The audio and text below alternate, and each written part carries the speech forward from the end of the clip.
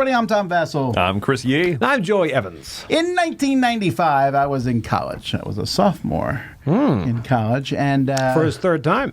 no, that was the first. Okay. Kindergarten. Those are the being best rude. 3 years of my life. But I got new collectible card games that just come out, Magic the Gathering. I didn't want to play Magic the Gathering, so I liked Marvel, so I got OverPower. Marvel OverPower. And you were the cool kid in school. Hey, No. you want to play Magic? I only have Overpower. Was not cool at all. I wanted to buck the I think system. you might forget how gamers were treated back in the 90s. So, but anyway, I really liked the game. And in fact, I did go around and spread it like a virus. You did. And got lots of people to play it. Yes. And then it died an inglorious death and has been out of print for 25 years. It's been at your house for 25 years. No, I actually, when I came back to America, I slowly started collecting it and got it all Okay. back. I have everything for Marvel, DC, Image, even fan-made stuff. Yes. But we figured the game was dead. But the game is not dead. It has come back. Overpowered card game. In fact, the company who makes it, I believe, is called Lazarus Rising Games. Very appropriate. Not yeah. a terrible name. No, that's good. So they brought back Overpower. They did not get the Marvel license. So they used, in this first set, their initial set, Edgar Rice Burroughs, and the World Legends. They basically took a bunch of public domain stuff, Like it. Cthulhu, Sherlock Holmes, etc., and then all the stuff from the Edgar Rice Burroughs universe, from John Carter, and the people who mix in that universe, who are also Conan. friends of John Carter and Conan. Yeah. I don't know all their names, but they're all in this game. So it takes these. This is backwards compatible with Overpower. Slightly, the symbols don't match up. But they've revamped the graphic design. They've revamped a lot. But the gameplay is almost identical. So I know how to play it. Chris and Joey did not. Absolutely not. Nope. So I taught them the new game. It is a very complex game. I'm about to show you a bit of it, but realize I'm skipping over and glossing over a lot of stuff. Here's a bit of how to play it. In this game, you're going to pick a team of 4 heroes. Each hero in the game has 4 different stats: energy, combat, brute force, and intelligence. These stats go from 1 to 8. So you see Cthulhu is the highest possible in brute force, while the lowest possible in combat. There's a number down in the bottom corner. You'll use that when you build a deck with these characters. And you can see this one says, may play intelligence teamwork cards from reserve. That's kind of a special ability. Here's the Count of Monte Cristo, who is better at intelligence and combat, but not nearly as good at the other stats. Each character that you will pick comes with various special cards that match that character specifically, which you will put into a deck. You'll have an entire deck. That deck is made up of all sorts of cards, including special cards for your 4 characters. So let's say this was my team here: the Wicked Witch, Zeus, Deja Thoris, and an angry mob from the Middle Ages. Those are my 4 different characters that I have. So I have special cards that could match them in my deck. So here's the deck for these. We see Zeus, the angry mob, etc. Your deck is also going to be full of power cards. These power cards will match the 4 different types, and again be from 1 to 8. It will have universe cards. These are cards that allow you to modify power cards. So for example, this basic universe card, Merlin's Wand, if you have a 6 or higher energy, you can use it, and it will add 3 to that. Event cards, which will match your deck here, your mission deck, and just various other cards that could possibly be in it. You'll shuffle your deck, and the goal in this game is to either win the adventures or to defeat your opponent's team. In a matchup in this game, players are going to have 4 characters, 3 in your front line. You pick 1 to be in reserve. You also have a set of mission cards. These mission cards essentially are tokens. They don't have really any special ability with them, although there are event cards in the game that you can put into your deck based on those. And they also kind of tell a story. You can read what happens in this one. This is King of the Jungle, this mission. So you'll put these characters out, you'll shuffle your deck together, and each round of the game, you will draw 8 cards. If you draw an event card, that event card plays, it affects both teams, you'll draw a replacement. You also look through your cards, and if you have any duplicates, you must discard them. Power cards are duplicates of each other, even if they are the same, as if they're the same number, even if they're different types. So here I have a 7 energy. If I had a 7 fighting power card, I have to get rid of that. Then players are going to take turns. They're going to be possibly placing cards. You can place power cards underneath characters. It shows your opponent what you have, and only that character can use it, but you can keep it from round to round. Then players will be venturing cards. This is basically how many missions. It's kind of betting, if you think of it that way. So you can venture 1 or 2, no problem. If you venture more than 2, 3, 4, 5, for each one over 2, your opponent will draw extra cards, giving them a chance to win this particular venture. Players will then take turns going back and forth. At any point on your turn, you can concede. If you concede, all the missions that you've ventured are lost. If at any point all your ventures are in your lost pile, you lose, and your opponent will win. If at any point all your ventures are in your win pile, you win the game. If you can even venture cards from your win. If you have cards that are in the lost, that will then be brought up. Now, conceding will give the win to your opponent for that battle, for that round, and then you'll draw new cards. But how do you win normally? Well, each round, players will be playing cards back and forth. At the bottom of each card, it will show you if that card can be played offensively or defensively. All power cards can be played as both. So I could say, for example, the Wicked Witch is going to attack the Mummy with a 1 fighting card. The Mummy then can block it or allow the hit to land. Now you have to be careful about letting hits land, because any character, if they take a total of 20 damage, will be knocked out, or they can be called what's spectrum KO'd. If they have 3 different types on them, they're knocked out. And once one of the characters is knocked out, the next round, the one in reserve comes out. If all 4 get knocked out, you can win the game that way. But you might not want to block, because you might want to hit your opponent back. But if you block, let's say the Mummy had a 2 intelligence, all they need is the same number higher, they would block and it would go away. And you're going to keep going back and forth doing that. You can play universe cards, like this is a teamwork card that gives extra attacks. Some universe cards will give special things. You have special cards that can only be used by those characters. So for example, this Angry Mob is a 4 strength attack, a 4 fighting attack. Let's say they were in the front line, because you can't play from the reserve. They could play this as a 4 and then follow up with another card, not this 8 energy, because their grid only goes to 6, but they could play this, not a 2 intelligence either, because their intelligence is 1. They could play this 1 fighting. So they'd get 2 attacks in a row. Each attack that's not blocked is basically called a temporary hit. At the end of the battle, whoever has the biggest total of temporary hits against them will lose, and that's how the missions will normally go down or up. Also, those hits then become permanent hits, go in your record, and you can knock people out. So you can also concede every time it's your turn. So you have to consider sometimes like, oh, I'm running out of cards, or I drew a handful of cards that aren't good. Here's my chance to concede, but how many missions am I giving to my opponent? Now that is the basic game. There are lots of different cards in this game. There are any character specials, which anyone can put in their deck. There are home bases. There are teamwork cards that allow your team to come up and make a 3 attack. There are these bases that you can use. You can put them as part of your deck that will give you more special abilities. There are these any power cards, which don't count for the spectrum KO. There's multi-power cards. Many of these cards are 1 per deck. And then there is just tons of different characters. Like, for example, here you can see there's Ra, Professor Moriarty, Poseidon, Mr. Hyde, Morgan Le Fay, Mina Harker, Merlin, Leonidas, and many, many, many other characters.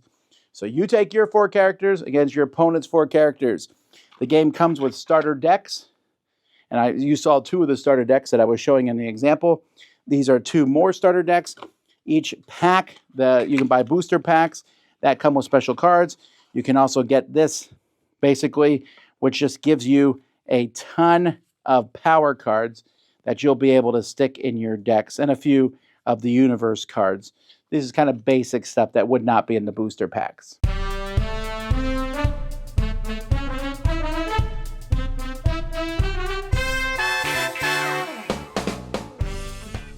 Okay, so you're going to get 2 points of opinion here from someone who's a veteran OverPower player, and I know very well to people who never played it before. I will say from my end, when you teach it to people who never played before, I was like, there's so many rules of this game. And they decided to throw everything in the kitchen sink into this first set, which I think is a huge mistake. And you were like, you're an idiot. How do you not get this? Do you think you would have picked this up and learned it easily? No. No, there's no hesitation there.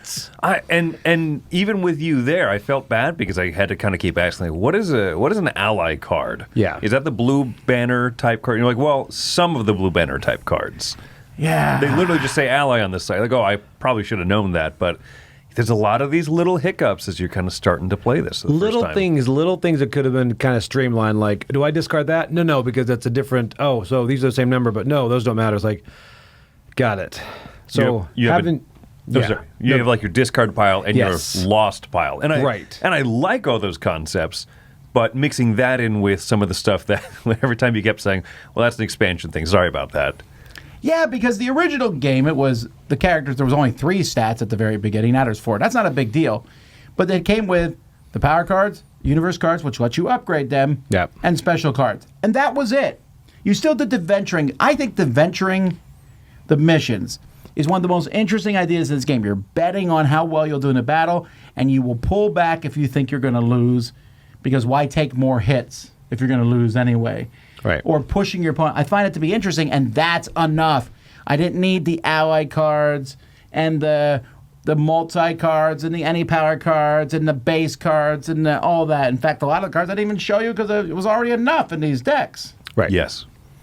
So you guys are gamers, so we power through anyway. We did.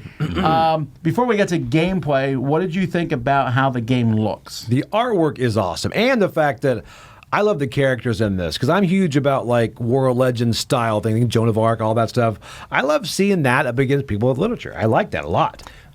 I'm very mixed on the way that this looks. I think that the use, like the utility graphics, aren't bad, right? They don't look as old as I was expecting them Oh, you're to. talking about the icons and stuff. Well, yeah, exactly, right. it. And then the actual artwork, half of it I really liked.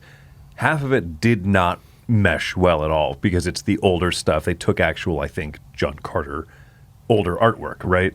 Yeah, I mean, I feel even stronger than you do. I really dislike a lot of it. Some of the cards that I showed on camera, it's just cheesecake, pin-up stuff almost. And that's That stuff I like the embarrassing, least. Yeah. right? Yeah, that's embarrassing. true. The Cut pin-up that stuff ones- out of the game, for goodness sake. Yeah. And the artwork styles don't match. No. You're right. But that doesn't bother me as much because it obviously different artists across the board on these. Sure, but not necessarily when it's the same character. I'd prefer that. to be Okay, the same. that is a bit. Yeah. But more importantly, deceiving. I think the graphics are a mess. Every character card is hard to read. Yes. Because they made the background super busy. In the original game, in the Marvel one, the special cards were all yellow. They were really easy to pull out. Here they look like everything else. When I flip through the deck, I'm like, holy cow, this all looks the same. Yeah, everyone makes fun of Pokemon, but when I draw an energy card in Pokemon, you know what it is. It's a big yellow card. And it says energy. Yeah. it's fair. Right, but I'm saying that I think some of that would have done better here. It's not, I think this is just not good. They did a lot of good things. The symbols on the corner that say whether you can use it for attacking or defending, that's going to solve a lot of rules fights in the future. And Oh, because that wasn't originally. Yeah, that's surprising, by the way. I told you I wrote an FAQ on it. That's crazy. Yeah, that was not in there. I had each special card is a little code A, B, A, C. Really? And I would write out how they worked, which ones worked. I was really bored in college. Wow.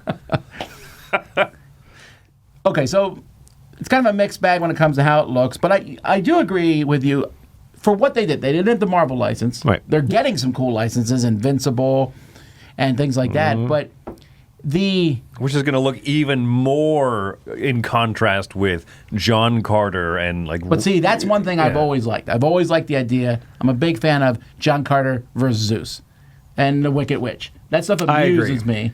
And I think for not having a license other than Edward Burroughs, they did a good job picking characters you're like, yeah, I can do Joan of Arc. Yeah, I'll play an angry mob. Yeah, I'll play the Wicked Witch. Angry Mob. You know, Yeah, that's entertaining Yes. characters to play. And it's clever as far as like the powers on it. It's like, okay, this guy's an idiot, but he's very strong.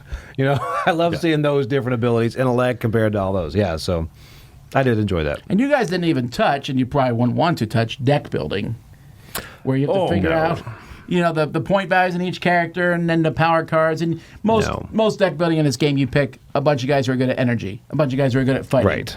You don't usually build a team that's good at each unless you really know what you're doing. Because you'll draw cards you can't use as the game goes by. If one of the characters gets eliminated, and you say, okay, well, my 7s and 8s greens are now completely useless. Yeah, I wouldn't want that. Here's the other thing, though, for me. I am not traditionally a CCG or collectible gamer. And I've come around on some of that. I really like the Star Wars one. I've played a couple of other ones recently, or at least this style of game where you can do some even just soft deck building. And I think that, for me, thematically, this is one of the least interesting to imagine deck building, because a lot of the cards are green 4, yellow 7. You know what I mean? It's not like I'm... the art on them, there's no character specific of those things, and so I have to sit there and kind of mathematically create these little sets. The special power cards seem like they would be more interesting to deck build, because then you would know what's in there a little bit stronger, right, than just kind of playing a prefab deck. But it's odd, because a lot of the cards are just very plain, useful, and fun to play, but is there a lot of fun in deck building those? Well, it's kind of like, it's any deck building. In Magic the Gathering, you put a bunch of lands in. So here you put a bunch of power cards in, and then the rest of it is, what do you put in? How many special cards for each character? Is there more than one of the same special card? Which character am I going to put in reserve, because you probably want to put fewer special cards for them. I found the deck building in this game for the Marvel one, because I did more there, was more about which 4 characters am I putting together. That could be it, yeah. Once I picked them, I kind of knew the power deck was like, okay, there's 3 7 energies and 1 8 energy. So I'm going to put in 2 8 power cards, 5 7s, 5 6s, 5 5s, various types. Okay. That's what I would do, something like that, and then stick the special cards in. But I didn't mess with the decks very much. Okay, that makes sense. More deck tweaking than you do. Yeah. Which and I'm again, I was like, let's take Iceman out and put the new character in.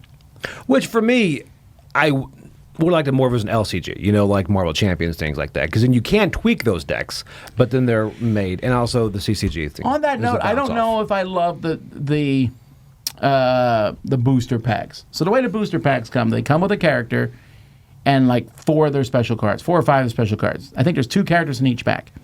And you get a bunch of their special cards with them, which is a benefit from the old one. The old one, you just get the character, then you'd hunt down these special cards, and I paid more money than I should have finding their special cards. So that's great. And then the last few cards in the pack are some rare cards, alternate artwork cards, and then the special cards that are rare.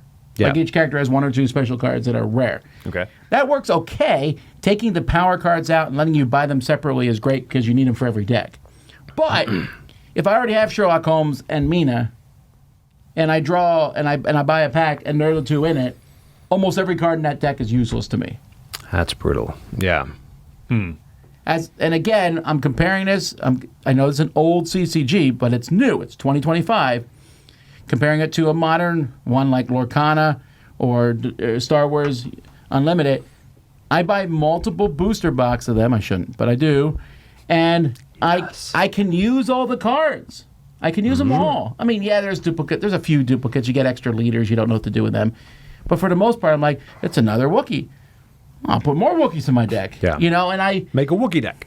And I find that to be interesting. So I don't know that I love that about the game. I definitely like Marvel better than this stuff. I just do. Sure. And it's easy. Like you said, you didn't know what I mean. But when I was Iceman and I would play a 6 energy, that was Iceman shooting a bolt of ice at somebody. If it was a 3 punch, it was him punching someone. Because it just, I could visualize that. But yeah, it's hard. I don't want to hold that they don't have the Marvel license against them. Oh, sure. Yeah. I just think my problems with this game, and I like it still, I love OverPower, is that they are catering to people who already know OverPower. I can't imagine many people are going to pick up these packs with their not great graphic design, tiny rule book with very difficult rules, and figure the game out. This is made for fans of OverPower already, and if that's what you want, that's great, but I want more people in. I think that speaks to what, like, who is this target audience for, right? If we didn't have literally you the encyclopedic knowledge of all things Overpower. I think were your exact words. I'm gonna get some get good cards. They're like, oh really? Well, where did you get Overpower cards? I got them in Lunchables. Okay. And then the Onslaught Marvel series in the 90s. You didn't really get Lunchables, did you? That's the first time I ever bought a Lunchable was just to get an Overpower card. Wow. This is amazing. Okay. Learning so much about you. Wow. You would have done it too. I would have, because I like Lunchables. Lunchables are gross. What's wrong with you? Anyway, Joey would have gotten into this game on accident. all right, I back have to all what you were these. saying. So to that point, yeah, it was dense to get through, but I really like the game underneath it.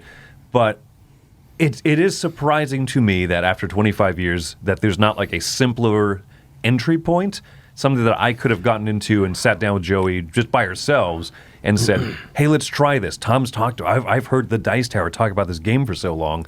Let's give it a go. I would have really struggled with a variety of types and stuff and specialties going on in these, even like these starter decks. And I also want to be clear. I agree. When I taught you guys, I gave you only the base set. I didn't modify the decks at all. I didn't add any extra stuff. I showed you guys the extra stuff, but I didn't put any of that in because I want to give you this base. This is what you get. You buy these starter decks. This is your base game experience. Yeah. There's more. You saw just some of it. Oof. Although Yeah. you did see a lot. We did. And that's it. The whole Marvel thing does not bother me. I kind of like it more like this. Like Unmatched, I will gravitate to the non-IP stuff over that. Sure. So I like this. But again, the CCG, the building, and I like the best way to play was you give it as a deck, say, and play this game. That's what I want. I'm not huge into deck creation. You're not a big deck builder. I'm right? not. No. I like creating decks. What would you give the game? All right, here's the problem. It's a little bit fiddly. I think the ending sometimes is anticlimactic because you're in the last round, you're like, I'm going to lose. And you have to play it out, and you know who's going to lose a couple times before it. I'm coming at 5.5 on this. Just because I was like, I like the artwork. I think it's across the board, but I think the characters are good. I just think it could be streamlined. I see a lot of potential with it. If they could cut off some of the rough edges, that if I didn't have a Tom over my shoulder going, what does this do again? And him to roll his eyes and tell me. So I think there's some rough edges that could have been cut off, but I like where it's going. I like the idea. And I like the whole mix and match of things. This one's a hard one to put like an exact score on. If you know what you're getting into and if you're willing to do it, I do recommend this. This is a fun head-to-head card game. I'm giving it a 7, despite the issues that we're talking about, especially the onboarding stuff. Sure. I really like what you were talking about. Is it called the venture system, Yes. where you're basically bidding how well you think you're going to do each hand, and that's something I've not seen in another game like this. In fact, I don't even know if I see that in a lot of games. It makes it really stand out. And so, yes, it's dense. It's going to have some of those onboarding issues, but you're going to get something unique and really fun out of it, the experience, I think. So for me, it's a 7. Yeah, so my original rating for the game is a 9, and it still is that way. Well. Overpower, the original Overpower is broken in many ways. There are certain decks, like when they first came out with the game. That the are World overpowered. Yes, hilarious. When they went to the world, they had the championship. Everyone was playing the same deck. So there's a bit of that. That's and then they fantastic. tried to fix it, and there was just a lot of problems with the game. Yeah, and, the and when they Lunchable cared- strat was broke. Well, there was an avoid an attack. No, there was a negate a special card that any hero could use. That's huge. Yeah. You'd buy Lunchable for that, right? That's a great card. Yeah. I'd buy a steak dinner for that. Well, that's you ate the steak dinner too, though. But anyhow, so I like all that stuff a lot, despite all its flaws, and I've enjoyed it over the years. This I'm giving a 7-2, but with the caveat is I don't think I can currently recommend it to you if you've never played before, unless you're willing to just bear down and go through. I'm hoping that when they get the good IPs, and I think they've announced that they're going to have Spawn. Spawn would be awesome. Image. Well, Yeah. again, I worry about the artwork, the Witchblade artwork and stuff. I'm Yeah. just like, But if they get these IPs, that they make some very good entry points. I'm not Yes. saying that uncomplicate the game. Keep all this complicated stuff, but make starter decks that are just very simple for people to get into. No events. Because event cards only matter when you know the deck build, because you're putting in an event that will affect both of you, and you're hoping will hurt your opponent more than you or help you more than your opponent. Yeah. Cut out most of the universe cards. Just have a very basic deck. And I think it'll be a lot of fun that way. As it is, I'm glad it exists. I got a lot of it, so There's a lot of it. I'll mess with it and I get to sort out it because unlike Joey, I love deck building. I'll deck build all day long. You will. It's just a lot of fun. But certainly one to look into. So that's OverPower, Edgar Rice Burroughs, and the World's Legends. We'll see if we play the new sets as they come out. I'm Tom Vassell. I'm Chris Yee. I'm Joy Evans. We're off to go build some decks I'm overpowered. in Joey's backyard.